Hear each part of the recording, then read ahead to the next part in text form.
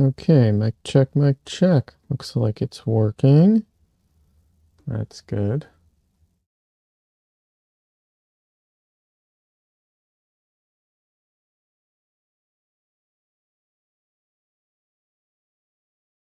Alrighty.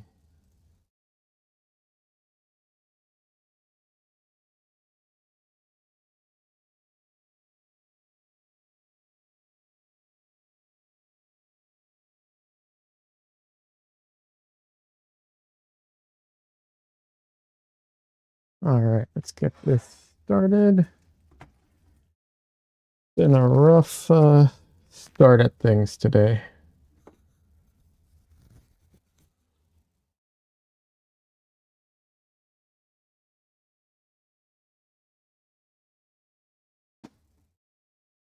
Luckily, I don't think anyone's here at the moment. I am just talking to myself in the VOD.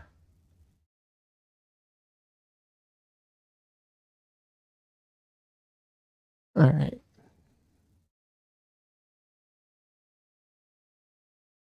Let's switch to the face cam. Face cam. Hello. How's everyone doing today?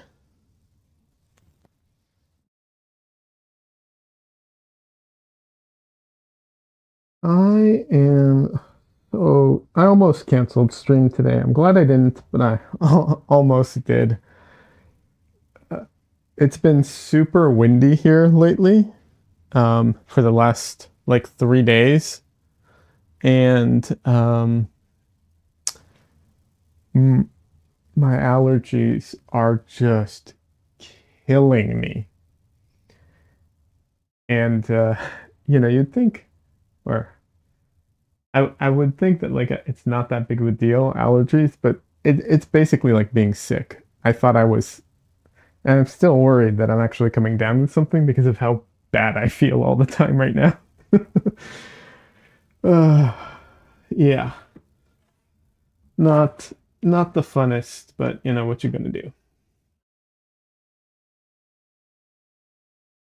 It's not the biggest deal in the world either. Like I said, I'm glad I stuck with it today.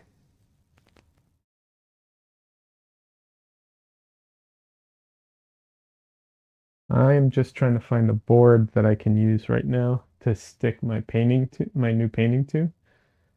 Um, this almost never happens that I have so many paintings all going at the same time. It's very, very rare for me. Oh shoot. Okay, not this one.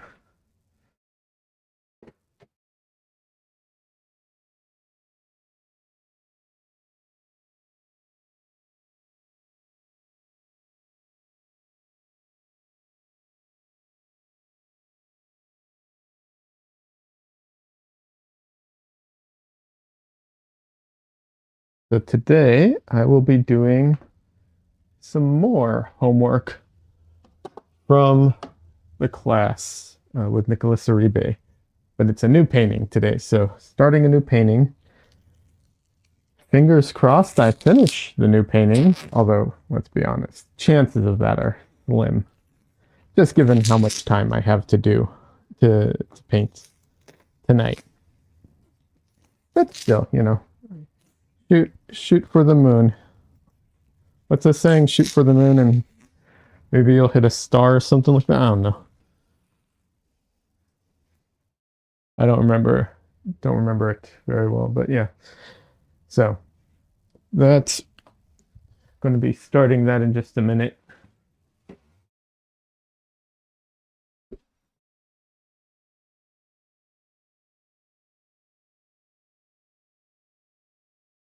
Just gonna, this time I primed my paper real good. I mean, this thing is like, let's see if you can see it. I don't think you can see how plasticky it looks, but the whole front is basically plastic at this point. And by plastic, I mean what's it called? Acrylic matte medium, which is what I like to paint on. Hey Des, welcome. Are chatters in any particular stream? I can open both if needed. No, at the moment there's no one here. You're the only one actively in chat. So it's up to you, whatever you prefer. Yeah, whichever one you prefer.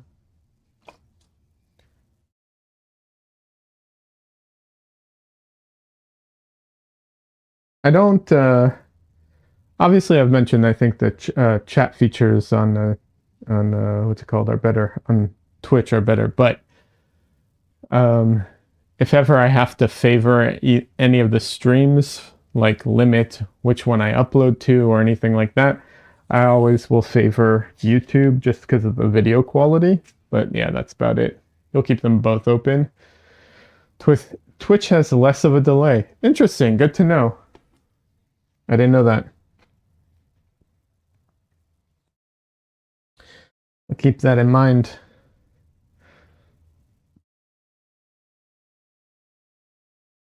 Twitch has a lot of really great features. You know, there's a few negatives that it has. The quality is one of them, the video quality. Although I saw something that they might be upping it to 4K soon, which would be great.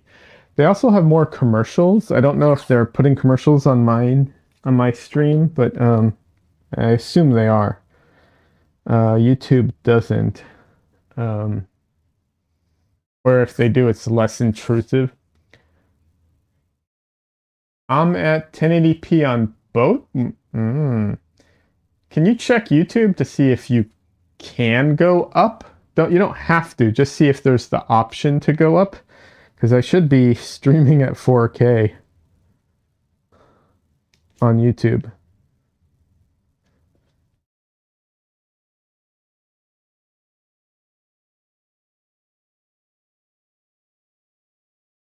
Okay, there's the option. Okay.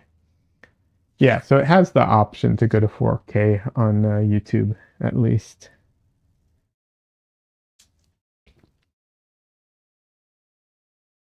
No.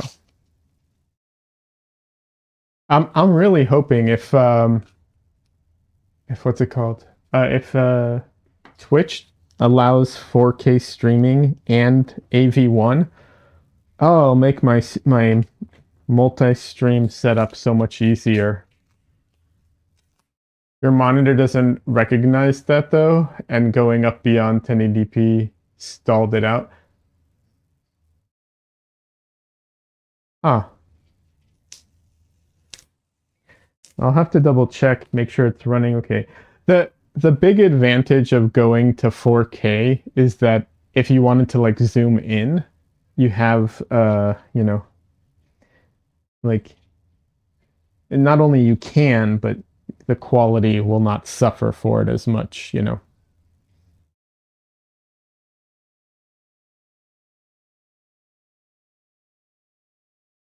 But yeah, I don't know where the stalling has happened. On my end, it looks like everything is running fine. It could be YouTube is struggling to push it out, or your internet provider. Who knows?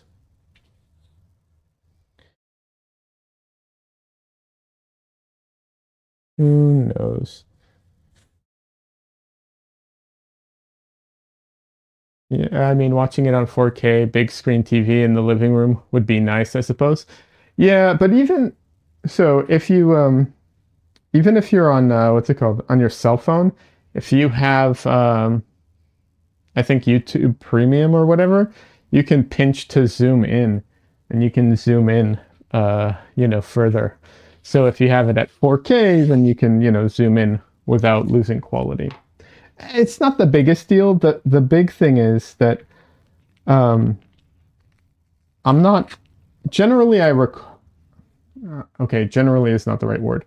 I want to record everything, but recording everything you know, takes up a ton of hard drive space. So for some of these streams like this one, I'm actually not recording it locally. I'm just relying on the stream. So having a 4K record of it is good for me. if that makes sense.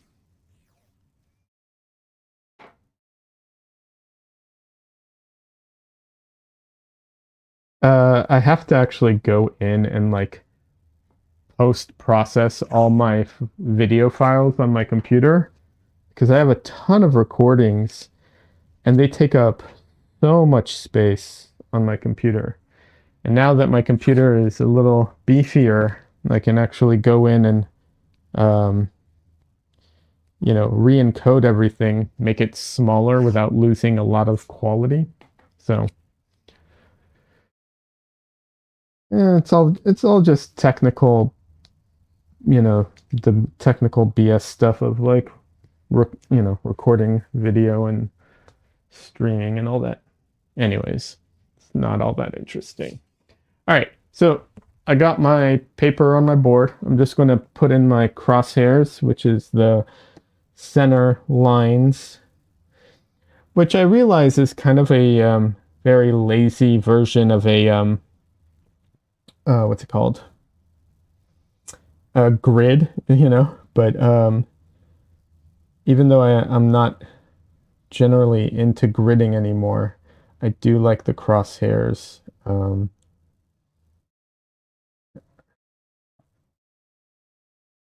But yeah, I'm not opposed to gridding under certain circumstances, but I find that I end up just being much more like tight and restricted when working off of a grid, and I don't feel like it actually has. I don't know that it actually helps that much either. I'll be honest. I can get into that if anyone's interested.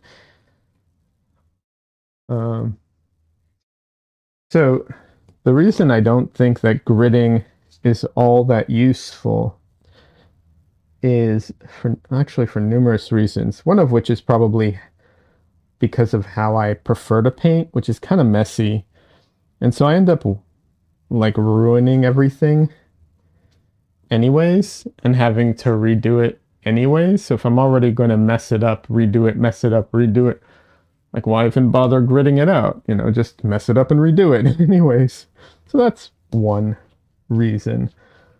The other reason is personally, I've done some things where I've done some paintings where I kind of got lost in the painting. Like I was painting something and I'd lose my place. Like I was having a hard time finding where I was.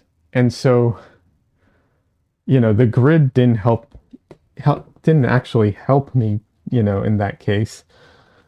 And then so those are a couple reasons that I'm not all that in love with gridding things out. Like I said, there's nothing wrong with it, and if it's helpful, like go for it. I mean, I'm doing crosshairs. That's kind of you know, kind of a grid. But the other thing is too, I had this example happen to me when I was painting hands.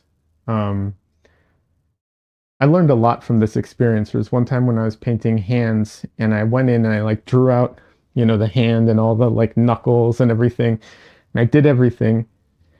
And then I went in to paint it and it all just kind of fell apart.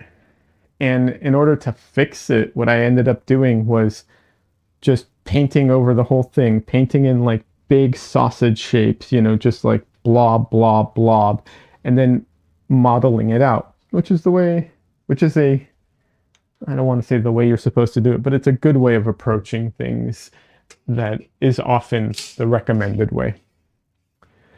Des says, I tried sketching out a portrait tonight, but I find it off, so I'll have to figure out a way of getting a reference onto the canvas. Well, I can help you on how to get a reference onto the canvas, and I can tell you also potential ways of fixing your current drawing. There's quite a few ways of approaching this. It kind of just depends on what you need, right? Because there's no one way. But But yeah, there's quite a few ways of approaching this. So if you want to transfer, by the way, the video quality is about to suffer for a second. If you want to transfer onto a canvas, and you don't have a projector, because that would be like one of the main ways of doing it, right? You can, let's see. So if you don't have a projector, sorry, got something in my eye. You can print it out on paper if you can, and then put, charcoal on one side, on the other side, and then with a pen go over it, basically making transfer paper. No printer, okay. Okay, if you don't have a printer, here's a few other ways. I'm happy to talk about this because I think people need to, this is all useful stuff, okay? So here's a few other options, all right? So the one that I do the most is, hold on, I freehand it in, right? So I freehand draw in everything, and then I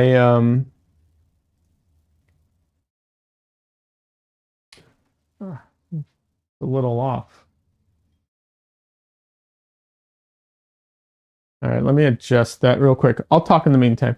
So I freehand it, and then I just take a photo, and I overlay it in Photoshop, and I do that. So that's also another option.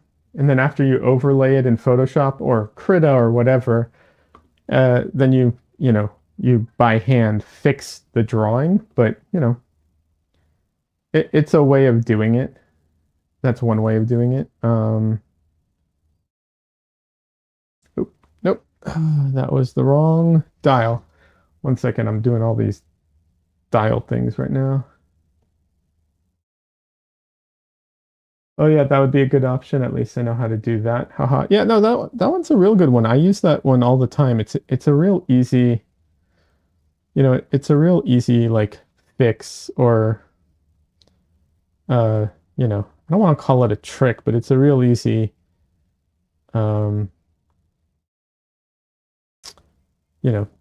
system.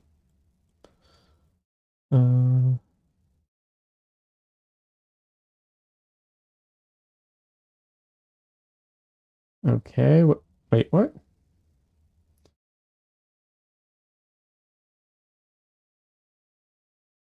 Okay, that's better.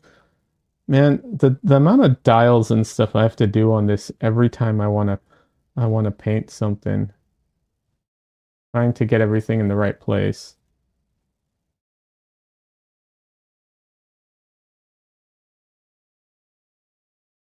There's also a few other options which I'm happy to go over real quick, because you might be comfortable with, Photoshop, but someone else might not be.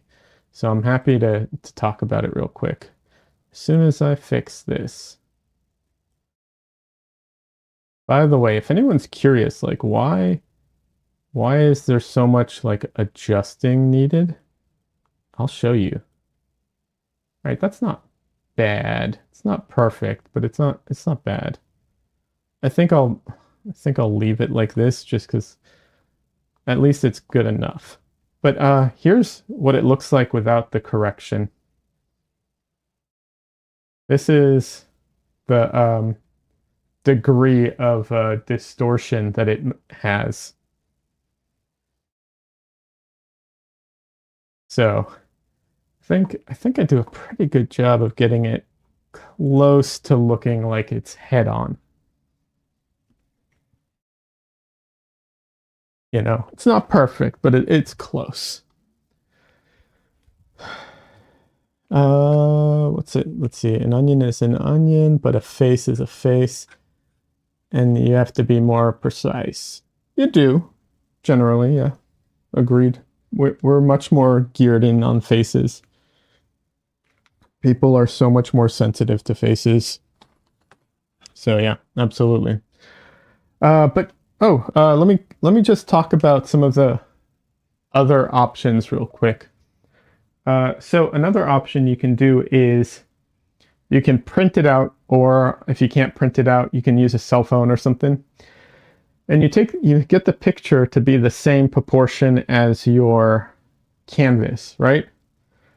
And then you hold it up in front of your canvas and you make sure that all the corners line up. So if you have to step back, you step back. If you have to, you make sure that it's positioned right on top of it, right?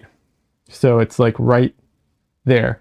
And then what you do is you make some marks on your canvas. They can be random or they can be your early sketch, doesn't matter.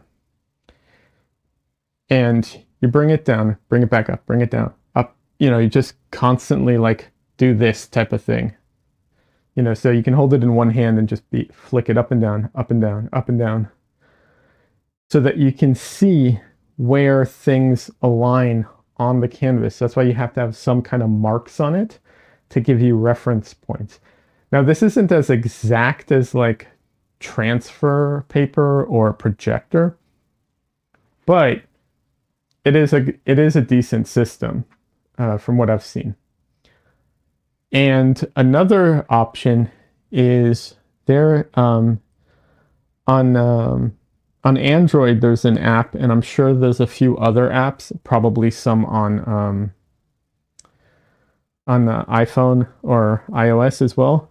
The one I have is called DaVinci Eye. It's not perfect, but what it allows you to do is you load the reference onto your phone, and then you put the phone so that it's facing, your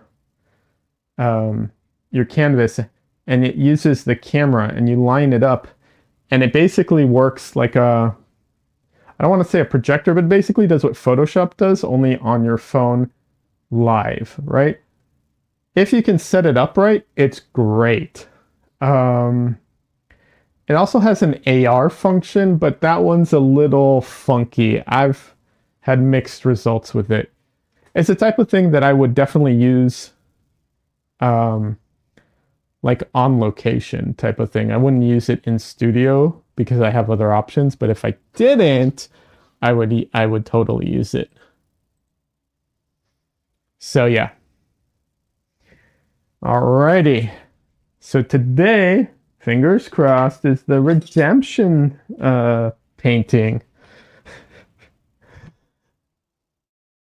So last time I was painting in a style that I wasn't all that familiar with and not all that like used to working in. Today, it's a much more like straightforward, familiar system. So we'll see how it goes. Only issue is I'm feeling totally under the weather, so we'll see.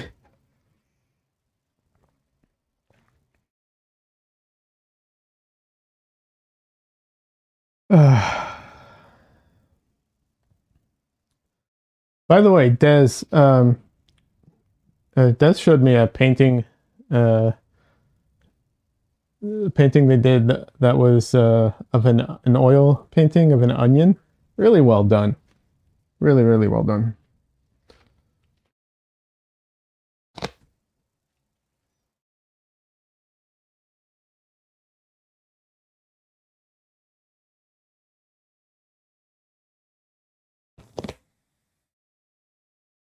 It's all that digital practice.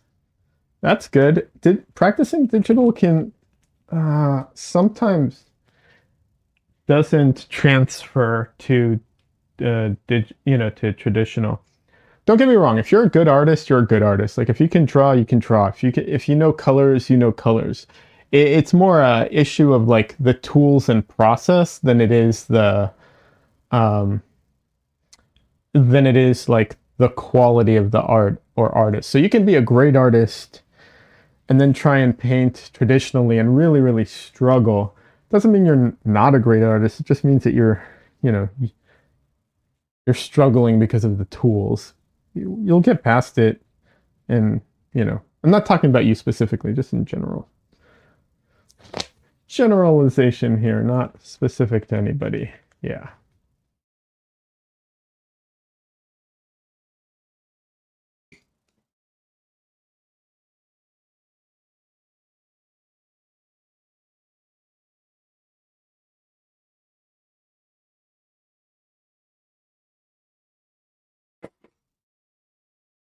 All right, where is my scraper? There it is.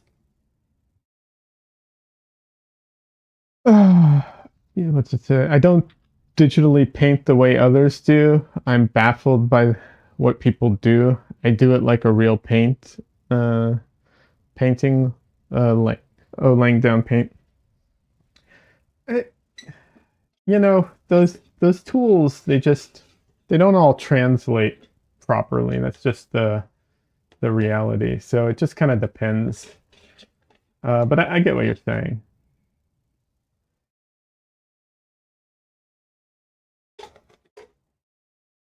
Oh, that is so not a pleasant sound. Ah.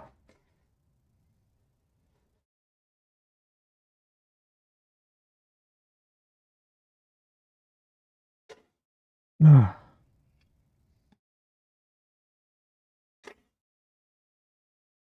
Ah. That is so unpleasant. All right.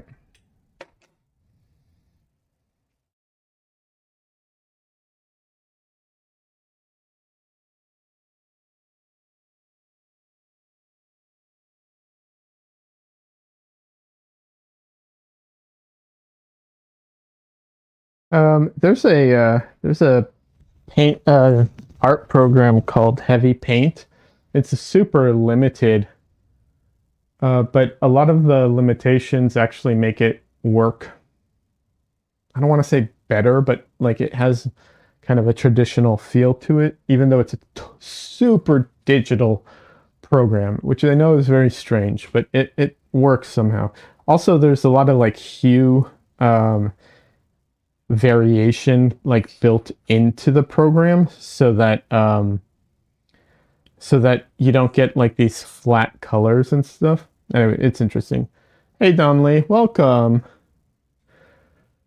Okay, so DaVinci AI is not free. No, I don't think it is. I think it's like, yeah, I think I got it for like $3 or $5 or something.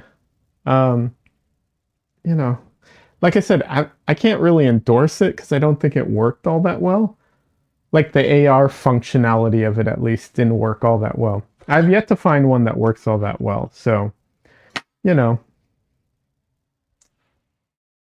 it's not great. They're probably if you can find a free one or one that does it without the AR, you'll just have to like, you'll kind of have to lock it down in place better. But I don't know. How you doing, Don Lee? All right.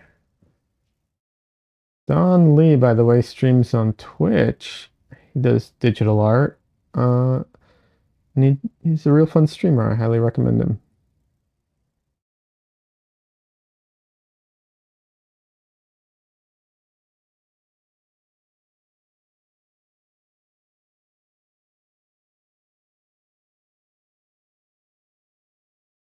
All right.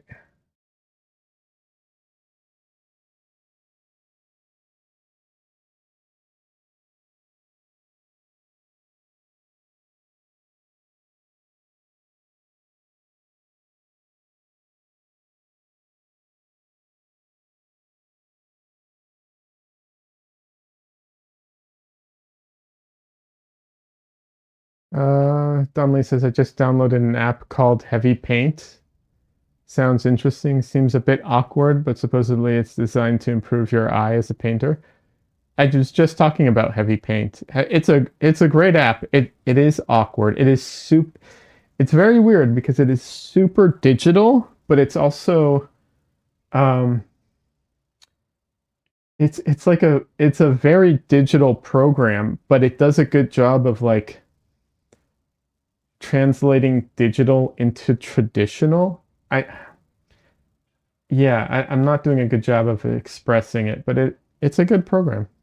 I know that, and I know the people who made it. They're what's it called? They're digital artists and traditional artists. So they yeah, they have the chops to back it up. It's for the iPad. Not sure if the it's also on the iPhone. Um, I think they have a computer version now. I'm not sure. Yeah, not sure about that. All right.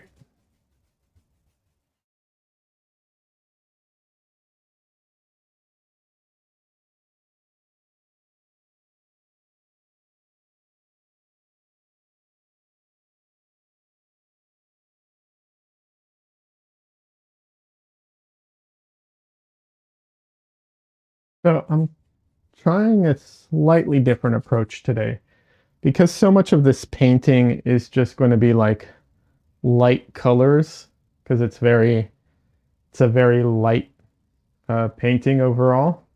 Instead of like drawing in the person, like sketching them in to begin with, I'm just going to try and like block in the general like big tones and shapes first, and then I'm going to go in and try block in the drawing. And then I may or may not go in with the brayer. We'll see. I may actually skip it this time. Uh, Funny that you were talking about it when I just downloaded it today. Yeah, Donley. Quite a coincidence.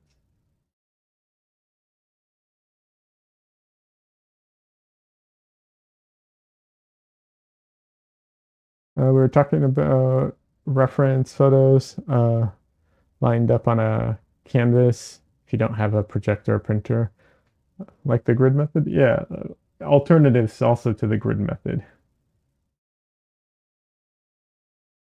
I was saying I'm not a fan of the grid method. I've used it.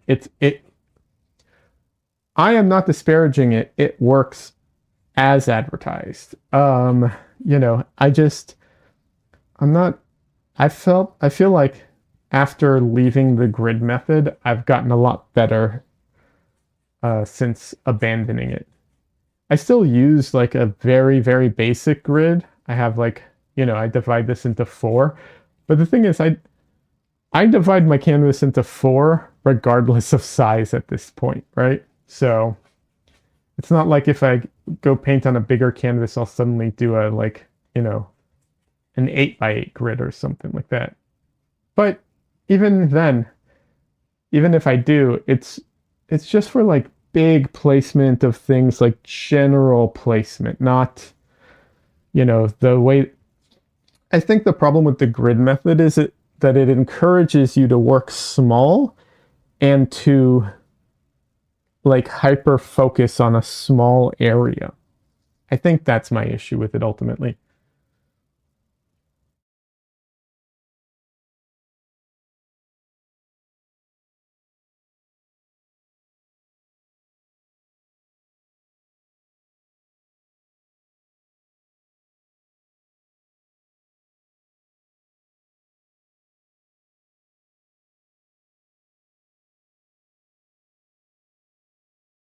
Donnelly says, I know I've improved at eyeballing, especially if you have a canvas that's similar in proportions to the image you want to reproduce.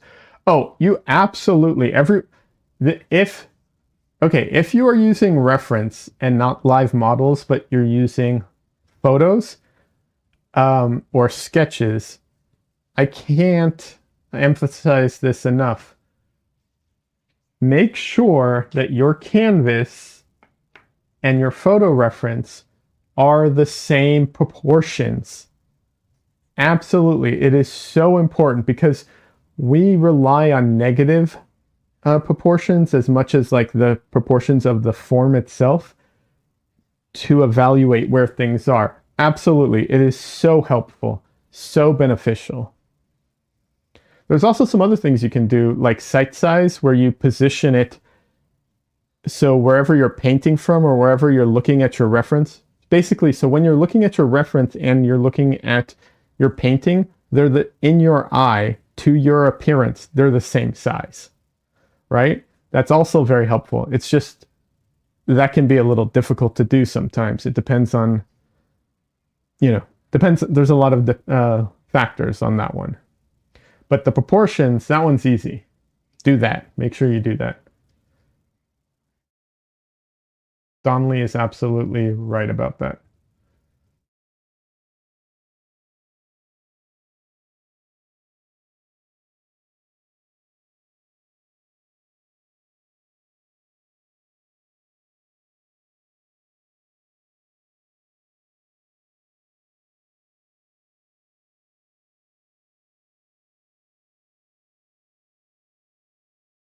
If the canvas isn't the same size, you'll kind of draw in some crop lines to make the area you focus on about the same proportions.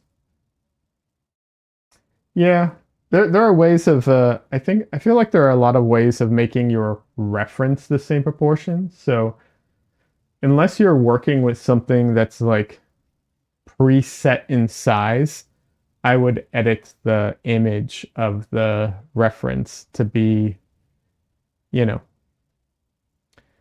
to be the same proportions. So crop the image or whatever. That's how I do all my paintings. I take the reference image into Photoshop, and then I crop it to the same proportions as the canvas I'm going to be working on.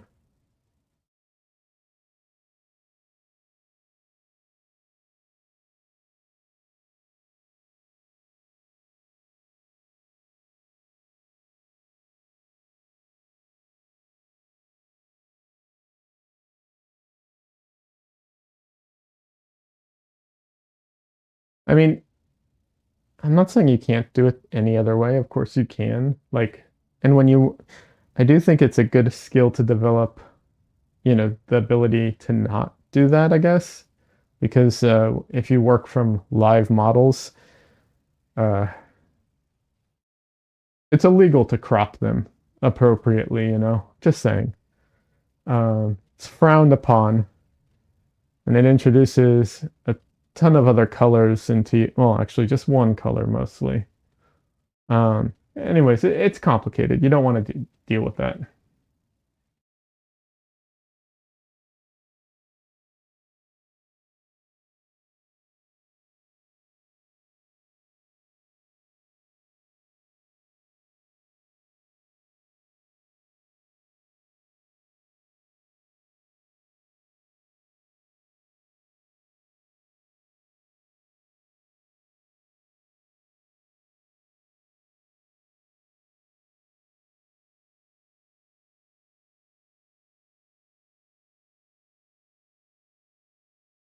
But even if you're working from a live model, there are some tricks you can do to help you, you know, view it in proportion. That's why people have those little like viewfinders, those help.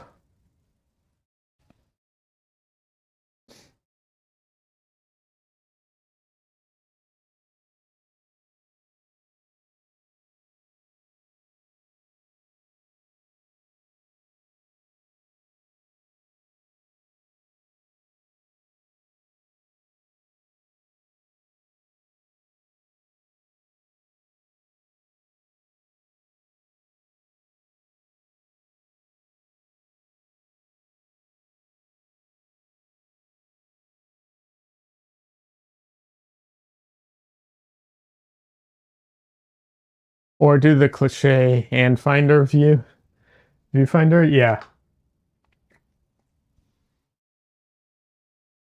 just do this. Look super pretentious. Make sure you do the like duck face while you do it, kind of thing, so that you look super pretentious as you're doing it.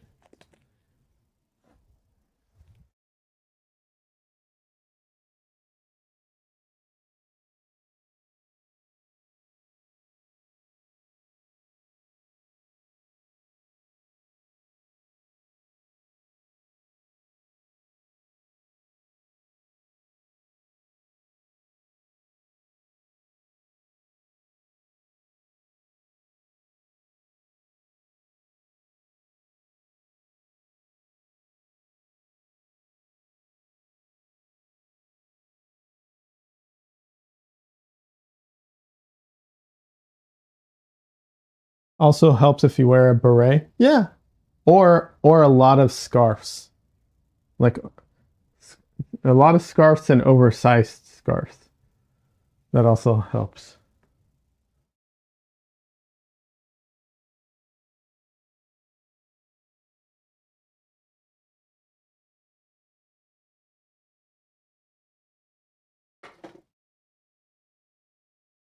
Oh, that's cool, Des. You downloaded Heavy Paint as well. You just haven't played with it yet. Oh, you know, give it a shot. Like I said, it's kind of awkward in the beginning because of it's very digital feeling in the beginning. Um, and honestly, I think the results are kind of digital looking too. Uh, but that's when you zoom in. At a distance, they really kind of have this weird painter feel to it. I don't know. Give it a shot. I'll be honest. I never really got into using it that much, but I always blamed myself for that more than like the app because I was busy and I wasn't really like using other things all that much. So I just kind of like stuck with what I had and just didn't bother kind of thing.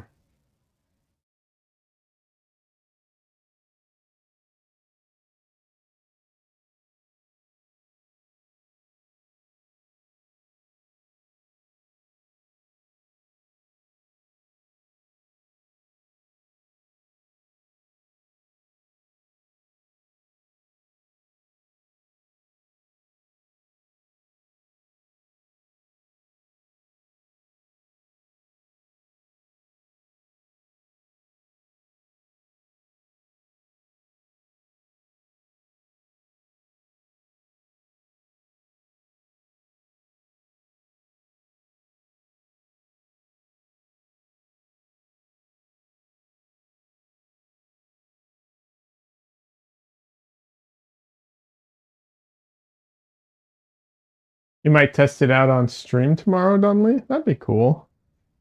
Yeah, that'd be awesome.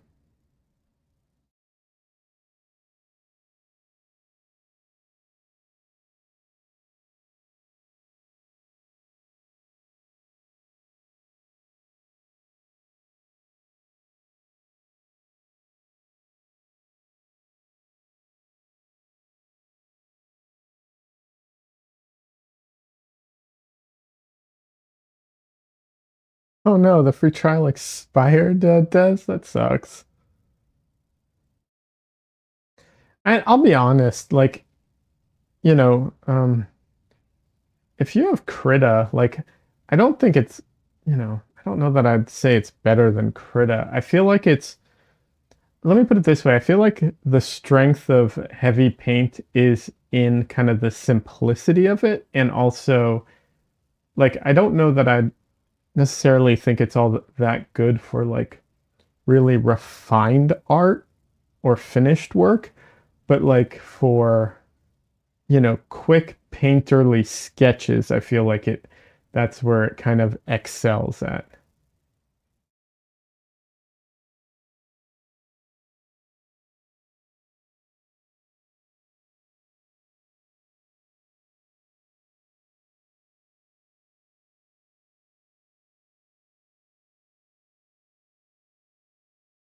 Oh, great. I can draw with this. Fantastic. All right. Let's start.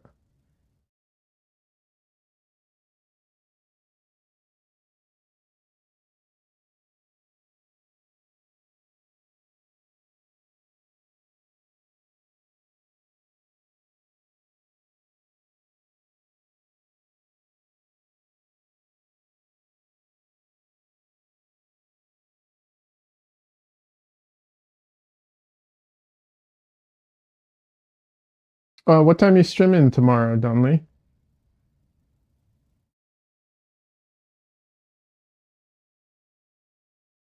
Oh man, I just caught myself.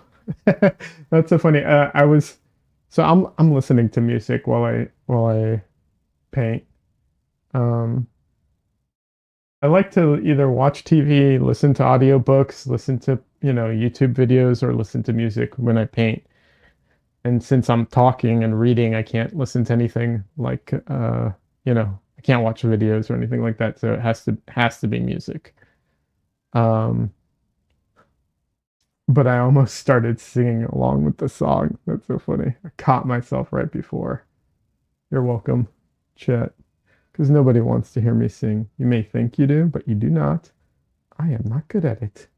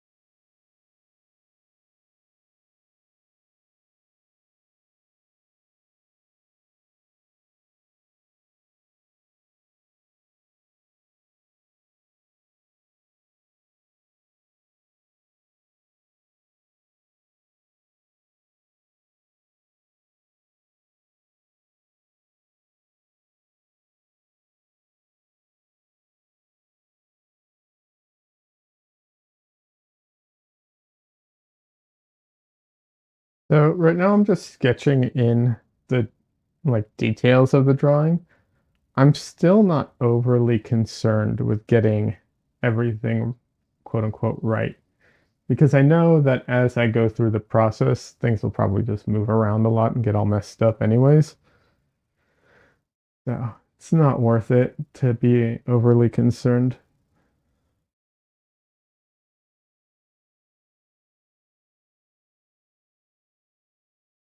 Conley says probably streaming about 7 p.m. Eastern, so start time would be about 3 hours ago if you aren't sure about region times. Okay, fair enough. Region times suck.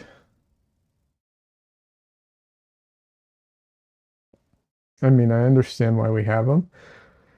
Kind of necessary. Like I once tried to envision a world without region times and it gets really messed up really fast. It was just, like what's it called? Uh, a mental exercise, but it gets really messed up real fast.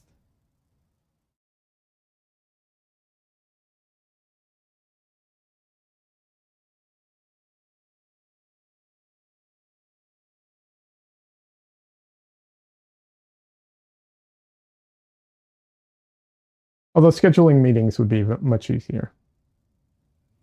So I guess it's a trade-off. Depends on what you value.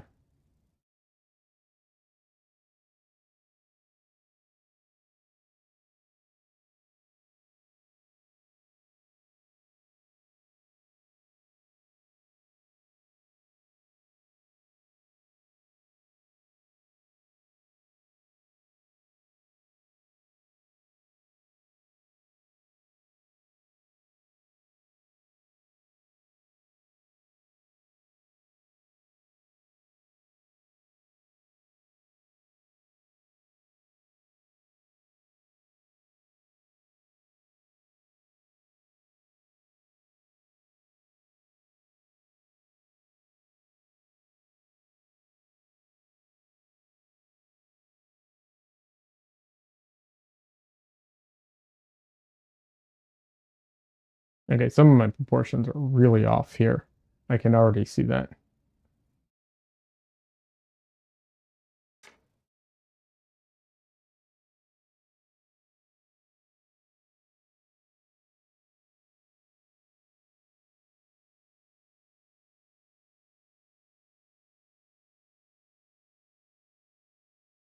I think the big thing is I have the heads wrong, and that's messing everything up for me right now. Often we're so used to like focusing on the head, and that sounds wrong. And when I learned to draw and paint, the uh everything was kind of proportioned around that. As I've gotten more experience and also gone into other industries, I don't proportion things out so much based off of the head shape or head size. But yeah, it's very much taught that way. I mean, comic books, you know, and illustration, anything that's like you're drawing from imagination teaches that way. Yeah, it's not that it's wrong, it's just that it's a it's a crutch that creates problems over time.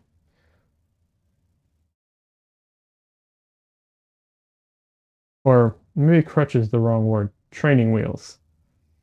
And at some point you have to kind of get past that, but it's not easy, especially when like no one really tells you about it and then also no one really shows you how to get past it.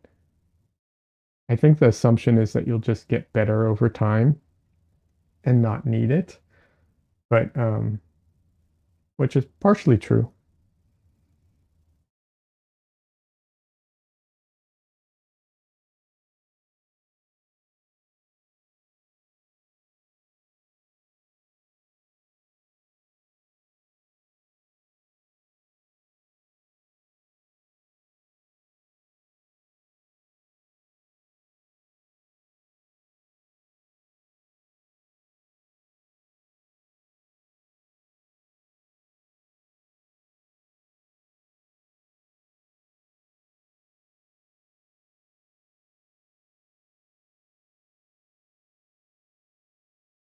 So these marks are like the wrong shape a bit. Um, like I'm just doing them from vertically, even though that's not really all that accurate and not a good way of like describing this shape. But the reason I am doing it that way is because I'm just kind of like trying to measure out or drop down plumb lines. I forget where the origin of plumb lines is from, but it's just a line straight down. And to make my life easier in my brain, I'm just using downward strokes. I'm going to be going over this again anyways. So just having, you know, the, what's it called? Getting the location right is more important.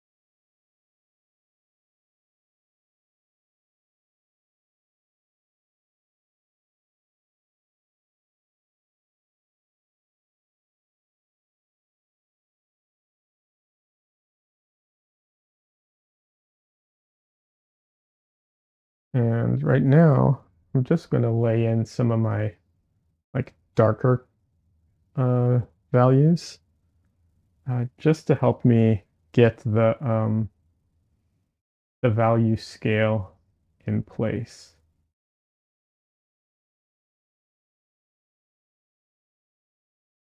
I'm still not putting in my darkest darks uh, because I usually leave like my value, you know, my darkest darks and my lightest lights I leave for the end.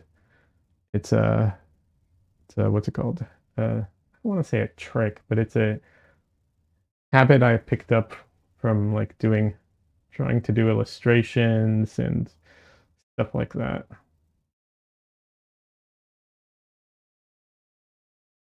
Where the idea is you paint the whole thing and then you just like drop in your like, you know, your like highlights and your darkest darks kind of thing. Although generally highlights is the bigger focus in that regards, but yeah.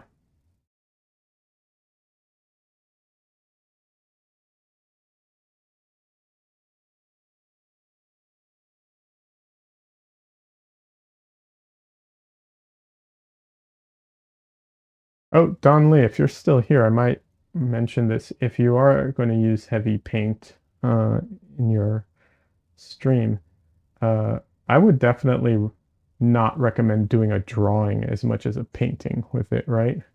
it is way more geared towards painting. I know the name kind of gives it away, but yeah, I don't know that it's good at drawing so much. I just mentioned that because I know you do a lot of both. So Donnelly is a man of many talents. So sometimes he draws, sometimes he paints.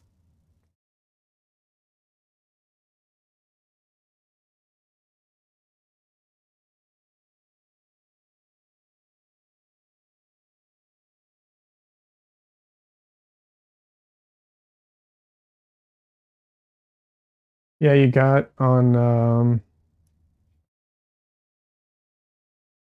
Pixels and picked some reference. Oh, nice, awesome.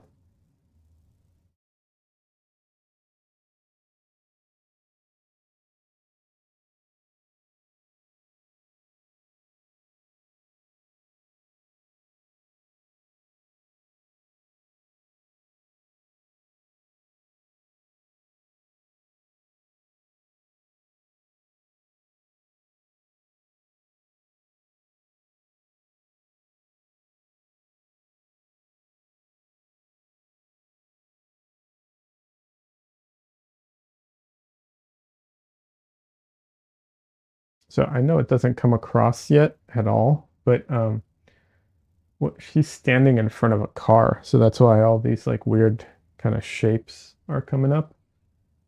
Is she's standing up against the front of a car, but you can't see most of the car.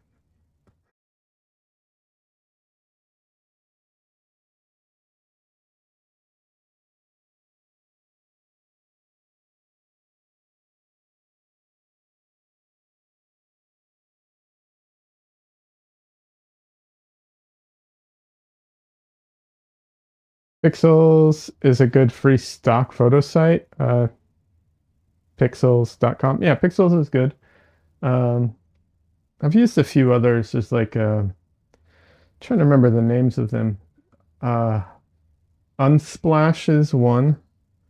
They feel more corporate, generally speaking, but it's not always a bad thing. Um, is it Pixabay or something like that? I can't remember. Yeah, there's a few.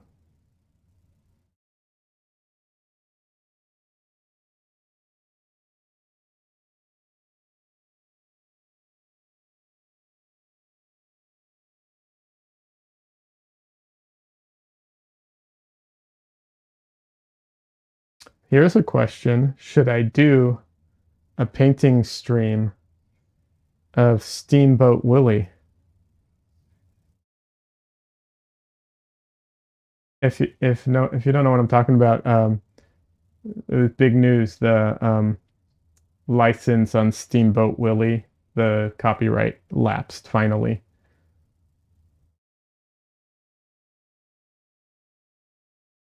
So Steamboat Willie is now in the public domain. Sort of. I really wouldn't test it if I'm being honest.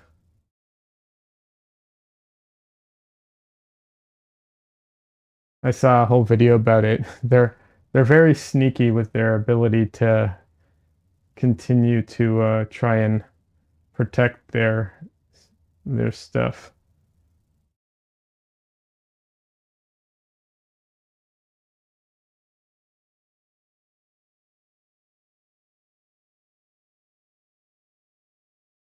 If you do a Steamboat Willie stream, I'd suggest you check out the vid I posted in my Discord. A lawyer discussed it. Yeah, no, it's yes, it Legal did a video on it recently.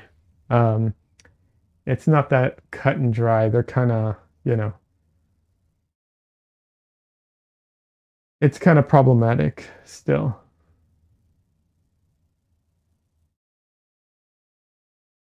I'm aware. Having said that, there are like even if Like it depends on what you're doing, obviously, because certain things are still fair use. But yeah, honestly, I'm not really interested in doing a Steamboat Willie painting.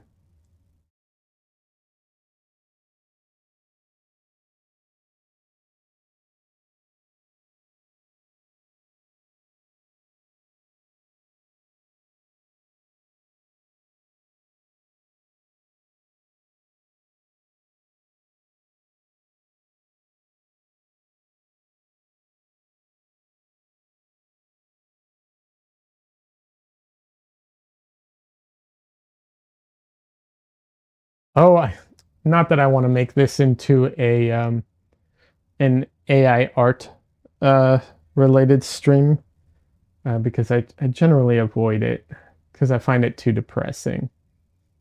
Having said that, there was something recently I saw about Midjourney that I thought was really interesting. They've been able to get Midjourney to reproduce uh, copyrighted material and even things that look like straight up, not only copyrighted IP, but like straight up, you know, like shots that look like they're straight out of a movie or show or whatever of those same properties. And the real kicker is they were able to do that without even referencing the original material.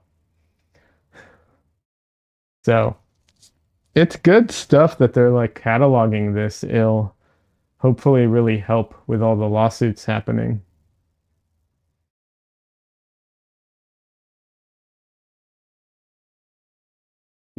I'm surprised, Donnelly, as well, that you didn't see the Legal Eagle video on it. YouTube subs thing sucks. Like, I don't know why you don't always get notifications about the people that you follow. I feel like that's the most basic thing. It's like you follow this person, you should get notifications about them. Des says, I did a search for a portrait reference today, and there are so many AI generated images. Yeah, it's depressing. If you also go search for a certain architecture and stuff like that, you'll also get fed a ton of like AI images. Someone was looking for like some landscape stuff, and like it came back with a ton of AI crap. It's depressing. It's literally like reducing our ability to look up things, right? How messed up is that? It's reducing our ability to find real images of our own world. It's like, really? That's insane. Oh yeah, it's worth highlighting this other thing that happened recently. A lot of people have seen this, but if you haven't, Wacom, um, I'm not even going to talk about Magic the Gathering. Wacom put out an ad using AI art. My understanding is they got the images from the Adobe stock site, and that's how it got in there because the Adobe stock site is flooded with AI images. But yeah, it's pretty lazy considering they could literally get artists to do it for the price of like free tablets.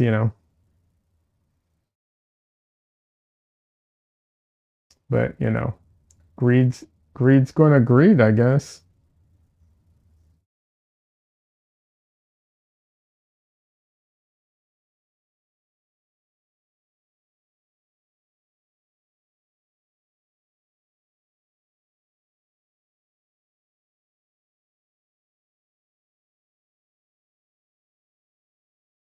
Uh Donnelly says, by the way, I just heard about some progress on legislation to protect artists from AI art today. Unfortunately, you didn't get to look up the details about it. Yeah. I do recommend everyone who posts their art use glaze. Don't say you use glaze, just use it.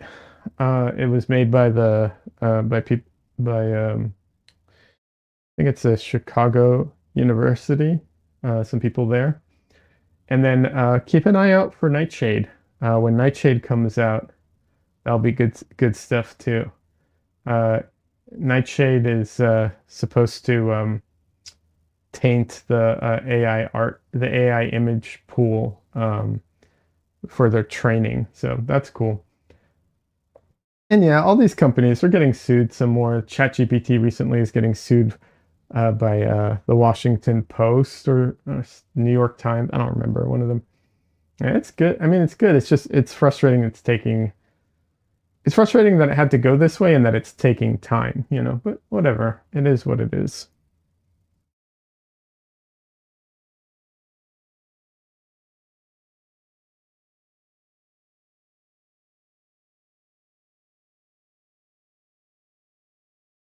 Like I said, I'm going to, for the most part, not be talking about that in stream because, like, I'm just fucking tired of it.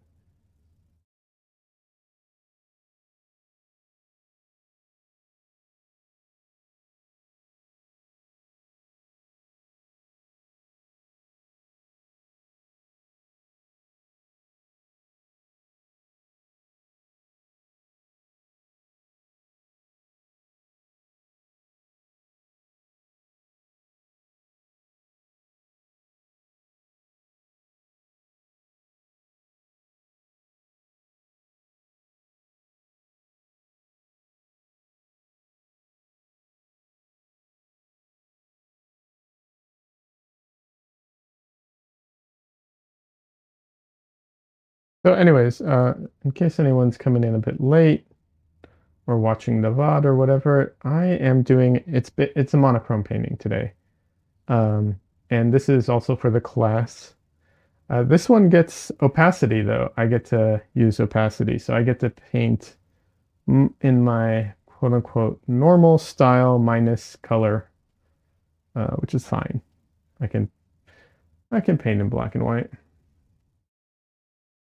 So yeah, so that's what's happening today. So it's basically just a value painting. So I'm just laying things in right now. And soon I will probably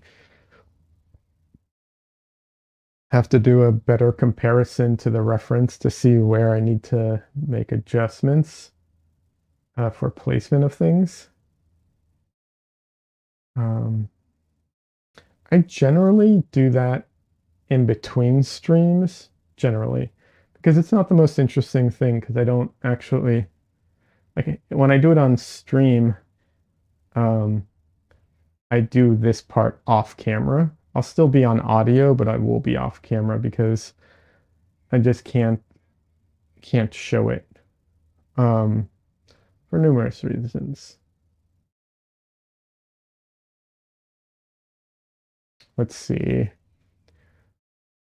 Donley says, I really want to use glaze, but you feel it detracts from the image you create at the size I post on social media. I think if I were painting closer to your work, it would be better for me. That's fair. Although it has improved, by the way. It's improved a lot on like cartoony type of art.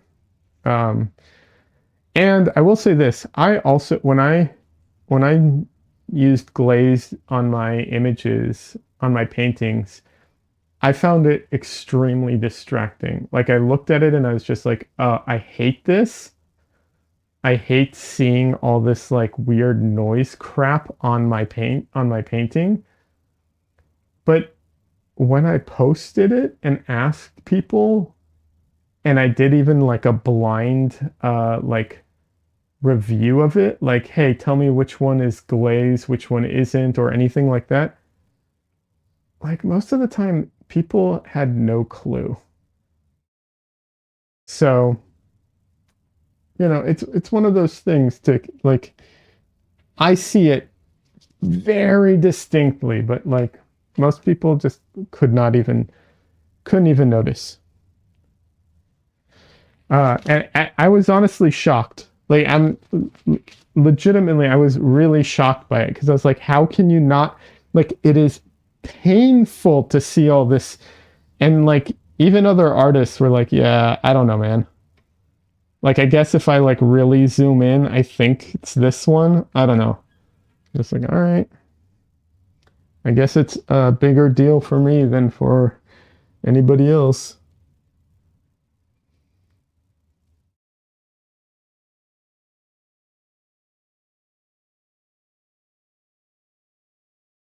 Alrighty.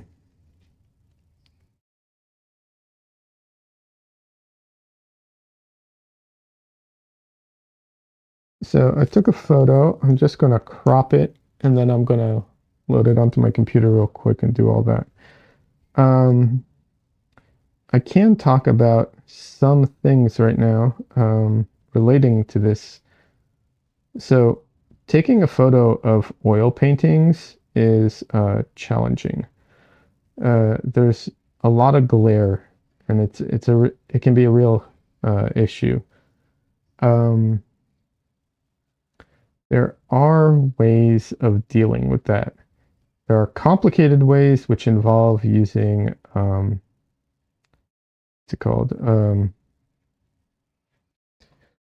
Oh, there's a word for it. It's like this film that uh only lets what's it called? Only lets light polarized film. That's it, polarized film. So you can use polarized film. And if you use polarized film, you have to use polarized film on the lights, and then you have to use polarized film on the over the camera lens, and it has to be a different polarity. It sounds complicated. It's not that complicated. It's a pain in the butt more than anything. Just imagine trying to like tape film onto your lights and then onto your camera, and they all have to be different and so on. Um, it's not that big of a deal. It's just a little annoying. I've done it. It works fine. It works, actually, I take that back. It works really, really well. Other thing is it does darken your light a little, so you do have to have stronger lights. The other thing is my light source here, I don't know how to show it to you, but like, hold on, let me see. What is my zoom in here? 27. Okay. So you can see here's my easel. Here's my canvas. The stem of the easel goes back here. And my light, I have a 4-foot light attached here on top. It's just like an LED tube light type of thing. And it plugs into a regular outlet, and I have it attached with gooseneck arms. So, you know, really gooseneck arms and zip ties. So, you know, real, what's it called? Professional setup. But it works really well. And the glare is very limited. I'm not saying I don't get any glare. I do, but it's very limited. Okay. That says, okay, I took a photo of my sketch, made a transparent mask in Krita and put it on your reference. You didn't do too bad freehanding it. Nice. You're actually pretty happy with it. Yeah, that's awesome. That is one of the benefits of that technique. You get to see, you get to see where you got it right and where you messed it up.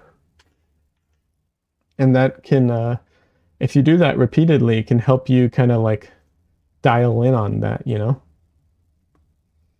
All right, I'm actually going to do the exact same thing right now. I took a photo of my painting, right? And I'm going to download it into Photoshop.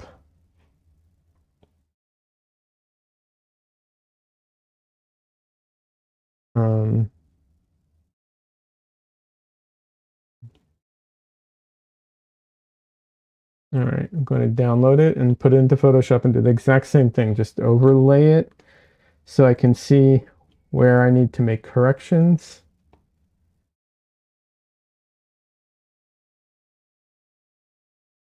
Like I said, this is basic. This is usually my go-to for like making,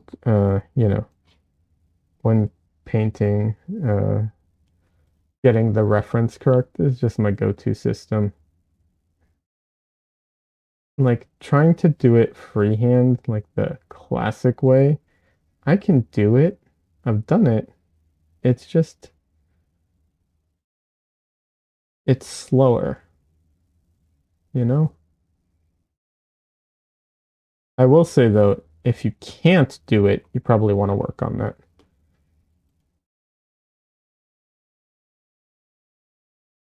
All right.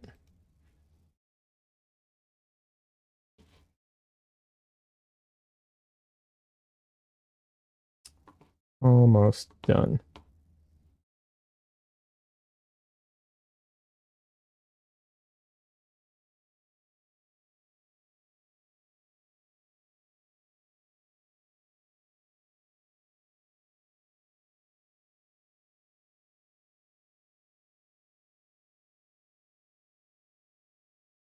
All right. So it's funny. I knew I was really off on some of this, and yeah, I can see where I really messed up a lot of it. And I can talk about that if anyone's interested. I can see why I also messed that up. So, a few reasons why I think I messed up some of the areas. Um, One, I did something, I started a different system than I normally do. That's always kind of setting yourself up a little bit. Uh, yeah, so that is definitely one thing. Um, Other thing is this is a bit of a small canvas and the face is smaller and I'm focused on the face. And so I made the face larger, which is a very common thing to do. So not a big deal though. I could just go in and fix it right now.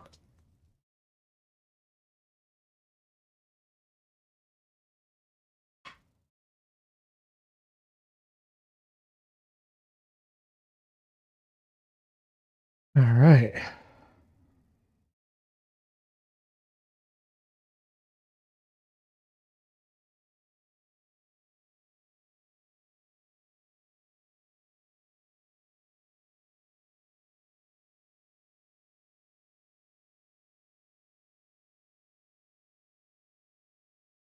But like I said, it's a good technique to kind of show to yourself where you're messing up and why you have a tendency to lean in that direction and mess up in that way. Some of this stuff is like spot on though too. Like this here, this stuff is like really close. I mean, this is not like important stuff, but it is, you know, it is just kind of like things to indicate where things are.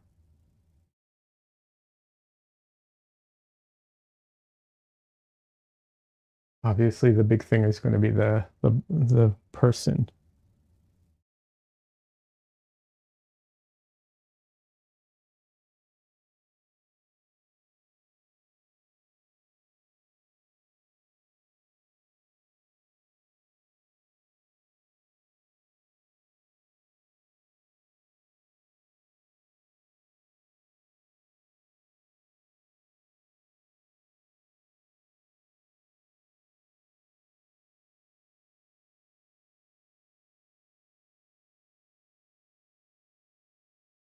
I'm also trying to go a little fast today. That never helps either.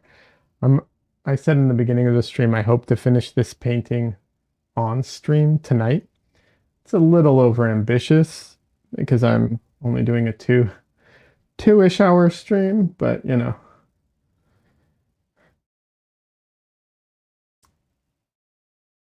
I can dream, right?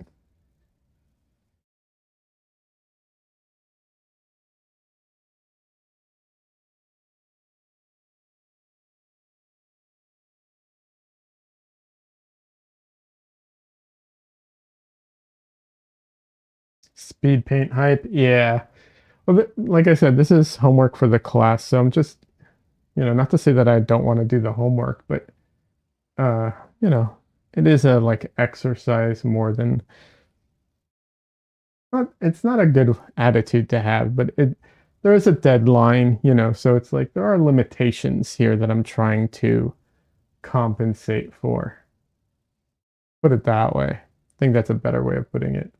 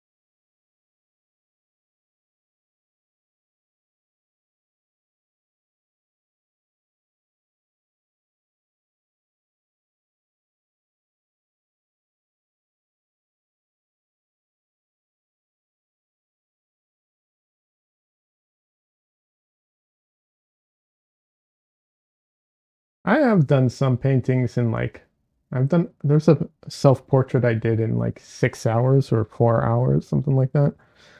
Did that on stream. I've done a few portraits on stream, like from start to finish. So it's not impossible. Put it that way.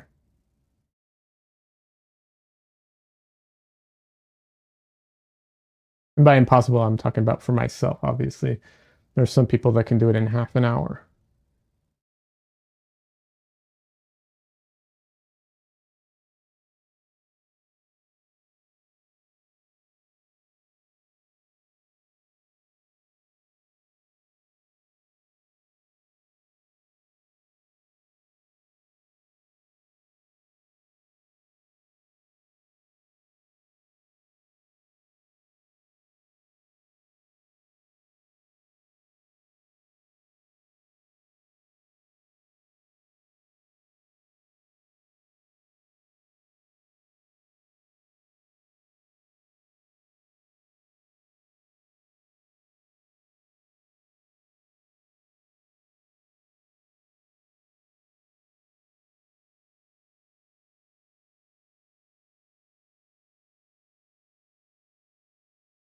Oh, that is a necklace. Okay.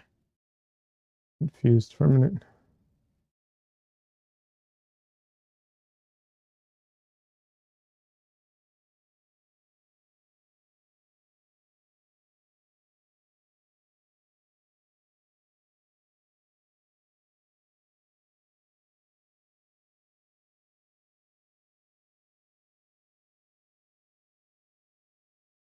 Oh man, Donley, I hope you feel better.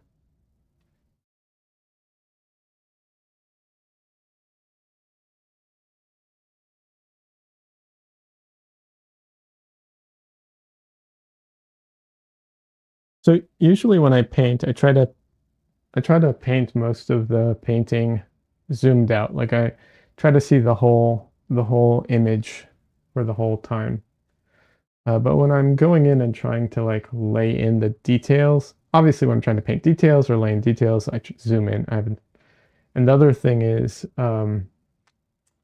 when what's it called? When I'm doing this system of like using the image and the painting overlaid on each other, sometimes it's hard to see what I'm actually trying to like, you know, not just the details, where the placement of everything, the comparison can be hard to see. So I often zoom in for this stage, go in and like sketch all the placement and then go back in and or zoom back out and start over kind of thing.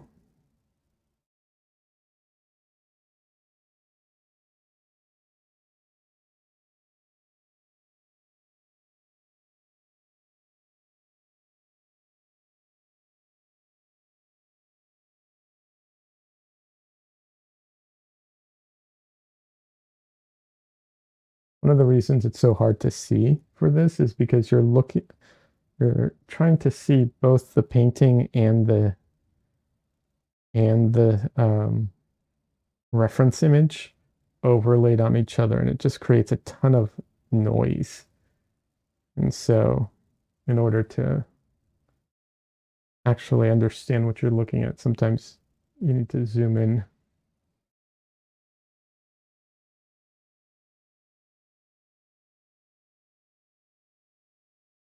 It's a bunch of noise. It really is. Even with my system. So I have a technique where I what's it called? I put a filter on the reference image. I use in Photoshop, there's a filter called glowing edges. That's the one I go to the most. And it turns the photo into this like weird neon glowing thing. And then I put that over the painting, and I just use it for line reference, for point references. I can't paint from that because I can't see the values or anything of the original photo or original reference. It is purely for placement. And then once I'm done placing everything, I turn it off and I go back to painting.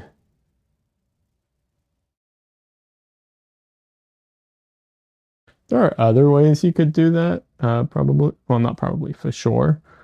Um, if I did the same process but did it on the painting, maybe I could paint from that directly, but then it would be hard. I wouldn't have all the landmarks that I do. So yeah.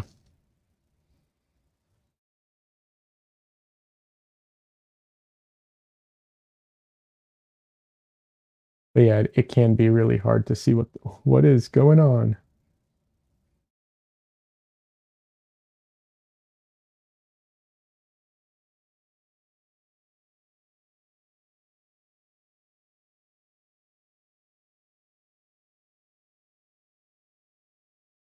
But yeah, if anyone's interested, that's my go-to. Um, I think it makes it easy because that way you're not you don't like do the 50% thing, which or for whatever it is, the transparency is just kind of different this way.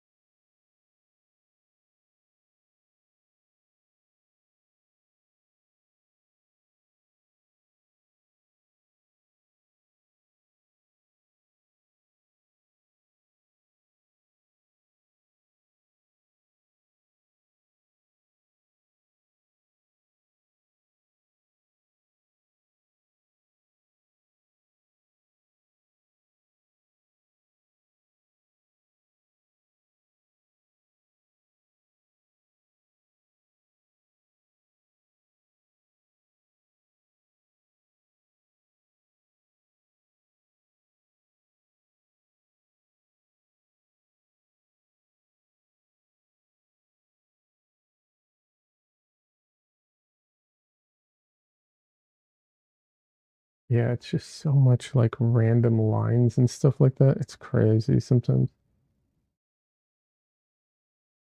Even with this, sometimes I have to like flip it on and off repeatedly to see things. That's why I think the site size method where you like hold it up visually in front of it, I think would work pretty well.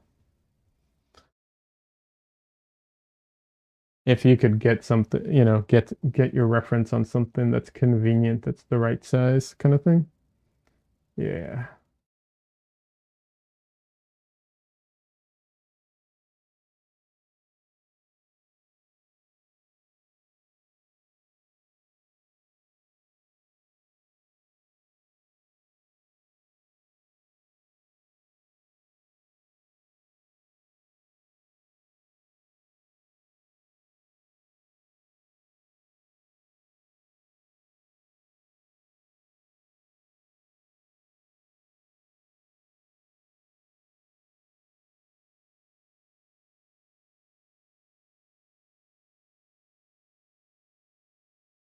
All right. I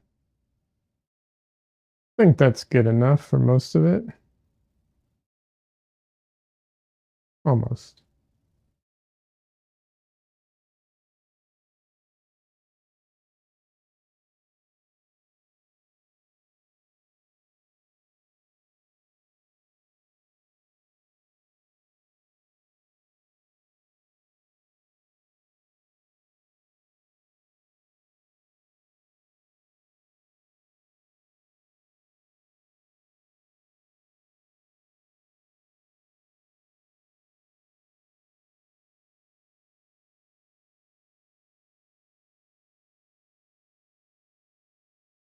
Good enough.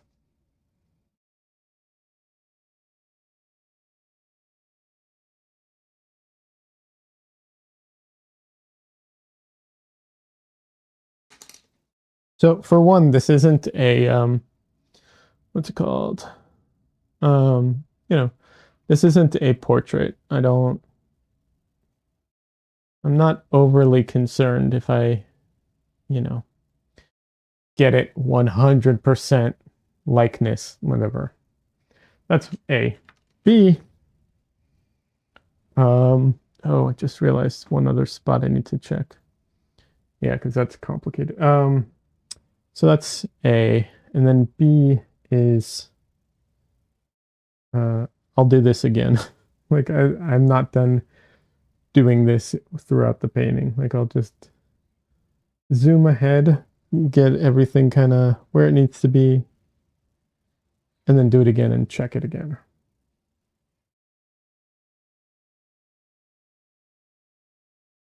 Like I said, it's not the most efficient system, but it does give me a lot of the results I like. That's why I do it. So until I get to a place where I, can do it efficiently without that, which would be great. Just because like who doesn't love saving time? But yeah.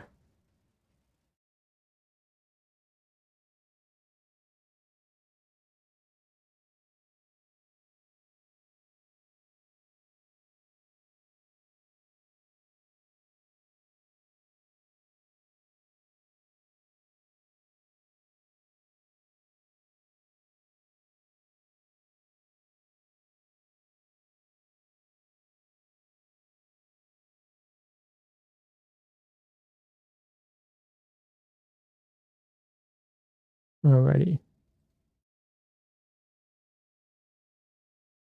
Now for my own sanity, I'm just going to go in and like smooth out certain areas just to like help me see things and block things in better.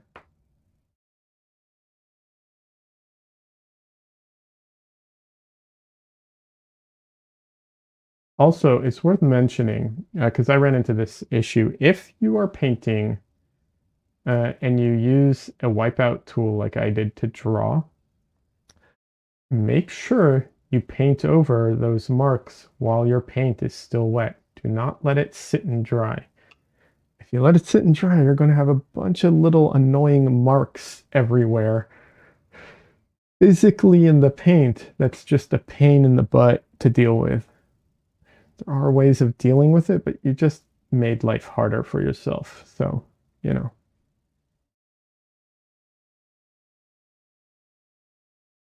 Also, if you are laying down paint too, and you're on the first layer, don't go super heavy with it. You're once again just making your life hard because you're creating all these ridges for yourself that then you have to contend with as you put down more layers.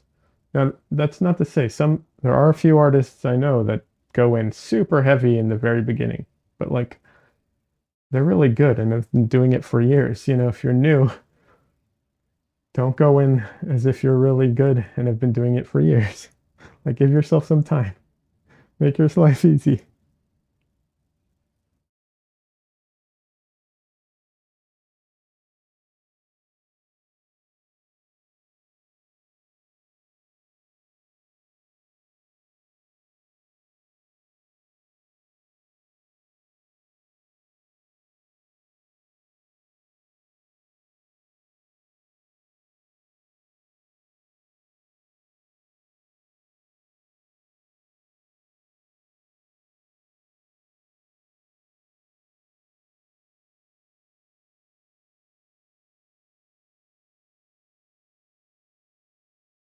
Emily says, I kind of like the look of the marks you sketch in.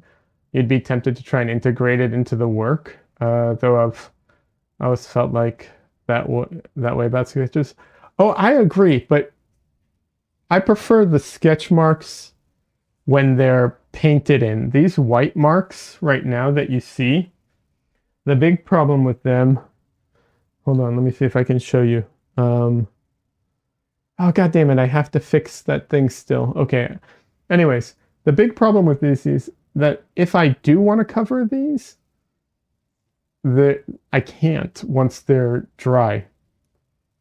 I mean, it's not impossible, but it's a huge pain in the ass because even if I cover it, you'll still see it through, and it's very distracting. Um, I have a painting by Nicholas Uribe where he did do like sketch marks, and it looks great. They're like line drawings with like a reddish color on top of it. I think that looks great, but it's a little different. But I understand what you're saying. I prefer, not usually, but I often prefer sketches to like final looking work. Um, there's a weird like magic and energy that sketches have that final work often does not have. Can't tell you how many times I've done like this is especially in comic books, like I've done drawings and I sketch it out and I'm like, oh, this is badass. And then I draw it in, I draw it and then I'm like, it lost a bit of its energy, but like, all right, whatever. And then I ink it and it just like completely dies and falls apart. And I'm looking at it and I'm like, I just made, like, I took a great sketch and I made it horrible. Um, and then usually I kind of revive it slightly with the color. That was my experience a lot of times when working like comic book style type of stuff. I'll be honest, I'm not saying that I can't draw, because obviously I think I can, but I do think that my paintings have a degree of liveliness and I don't know, freshness, or I don't know what you want to like. I'm not sure exactly. I just think I'm better at painting than I am at drawing, bottom line. Like, really, that's just the bottom line.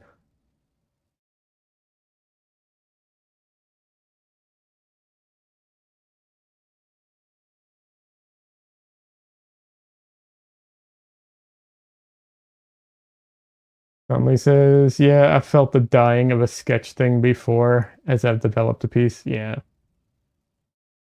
Yeah. I mean, I definitely think that's a common thing that a lot of, I think pretty much every artist experiences that at some point. Even if it's not the norm for them, I'm sure they've felt it.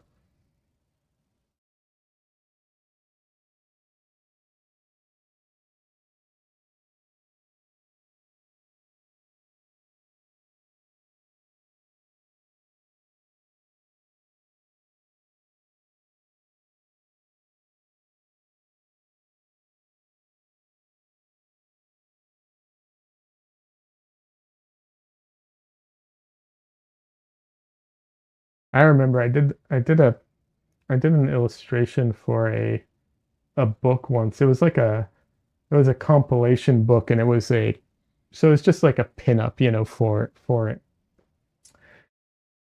And I remember that happened so hard on that image. Like I started drawing it, I'm like, oh, this is so funny. This is great. I'm loving this sketch. And then I took the sketch and I like refined it a bit. I'm just like, ah, shit. It's really kind of losing some of its, you know, losing some of its something. And it's like, oh well, I have a deadline. I need to get it done. So I just like, whatever. And I inked it, and I was just like, oh my God, I I probably should just tell him I can't make the deadline at this point because this looks horrible. And then I painted it. I put in the colors, and it kind of came back to life a bit. Um, and you know, the thing is, also like it's one of those things where you're harsher on yourself than, hey, Kazo, welcome. Sorry if I didn't see your message for a while. I apologize. I do have two chats running, and YouTube has been very quiet today, so I think I slightly forgot it was up. Welcome. How you doing? But yeah, other people didn't see it the same way I saw it, which is a running theme in art. A lot of times I'll see my art one way, and other people will see it a bit different. And that's why you should never point out all the flaws and mistakes in your own art. And also, you shouldn't tell people that any particular piece sucks because that might be their favorite piece. So, you know,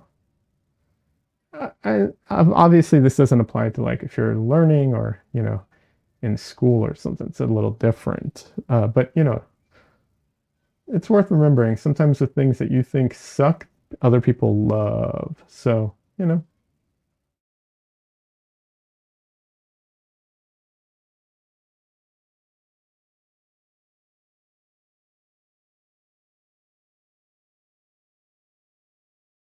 are you doing Caso? Is it Caso or do you prefer Adam? I don't know. You tell me. I should put a disclaimer somewhere, like, you know, on my streams that like disclaimer, I will butcher your name and I will attempt to get it right, but like, you know, probably not. If you blur it with a brush like Gerard Richter, it will look real.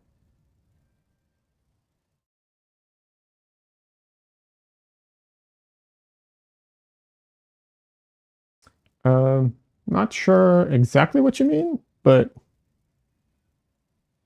because I'm not sure. I may have read that name incorrectly as well. Donley says taking a short break, playing a word game. We're able to spell red rum with the supplied letters. Nice.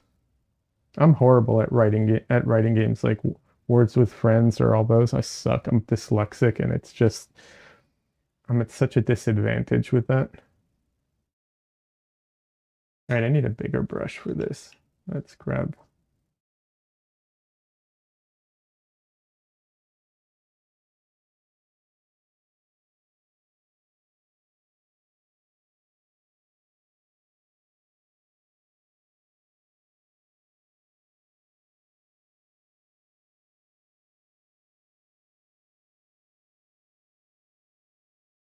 Yeah, Adam, I'm sorry if that went over my head or whatever. Sometimes when I'm streaming, like references or jokes that should be obvious just kind of don't land because my brain is just too focused on too many things all at once. So yeah. Murder backward. Oh, wait. Do you remember that from? Shining? No, I do not. From The Shining? Freaking. No, I don't. Stuff like that often goes over my head. I once had someone type it like an acronym and not acronym. Maybe it's an acronym. Like work from home. So W work. I think it was WFHF. Or whatever. Yeah, and in like chat, and I was just like, I don't know what does this stand for? What is and, like my brain just couldn't, even though it made sense once someone told me. Like I said, the dyslexia just sometimes kind of from The Shining, Stephen King. It's been a long time since I've seen The Shining. I do not remember it very well. And I definitely didn't read the book. I haven't read any Stephen King stuff. I've heard he's good, just haven't.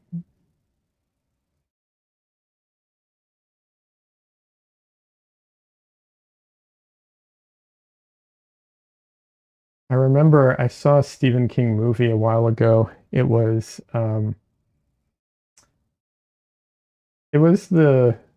I don't remember what the name of it was, but they had these like spirit weaver thingies. I'm trying to remember the name of it right now. It was such a dumb movie. And I don't know if that's Stephen King's fault or if that's the studio's fault. It was a dumb movie.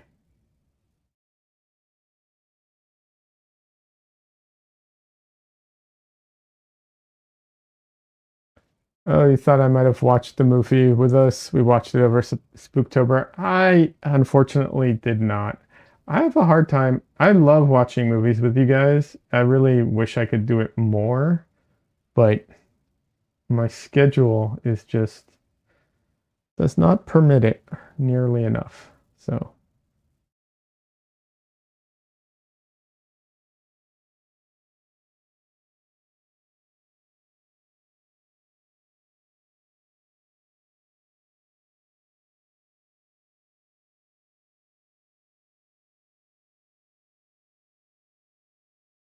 all right, let's just take a quick break. Oh, it's almost 10:30. Jeez.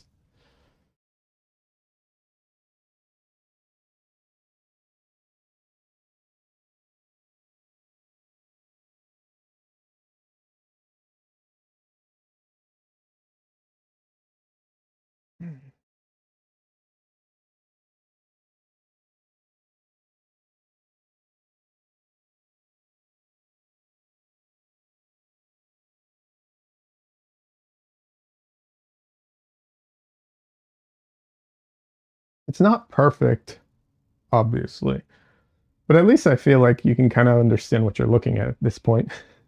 That's always a good start.